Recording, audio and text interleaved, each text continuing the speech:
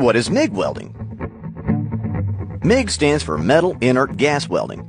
The American Welding Society calls this process gas metal arc welding, or GMAW. You might also hear it called wire welding.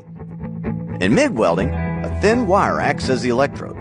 This wire is fed from a spool mounted on a gun or inside the welding machine through a flexible tube and out of the nozzle on the welding gun or torch. The wire is fed continuously when the trigger on the welding gun is pulled. When this trigger is pulled, it also switches on the welding current and a shielding gas. An electric arc forms between this wire electrode and the workpiece and heats both metals above their melting point. These metals mix together or coalesce and solidify to join the workpieces into a single piece. The metal in these parts to be joined is called the base metal, and the metal that comes from the melting wire electrode is called filler metal. MIG welding always adds filler metal to the joint. Because the wire electrode melts as it's being used, MIG is called a consumable electrode process. Here's the MIG wire going through the wire feeder into a flexible tube or conduit liner. The liner goes through the hose or welding lead all the way to the torch nozzle.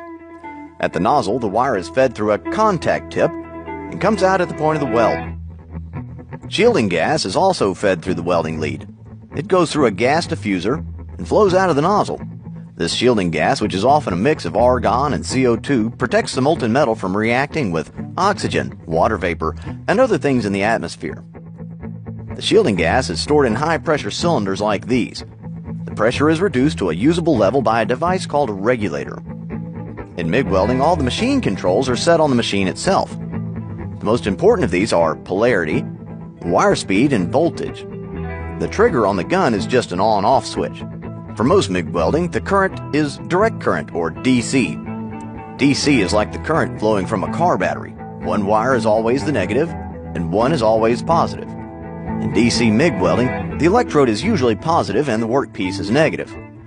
The term DCEP is used, indicating that the current is direct current and the electrode is positive.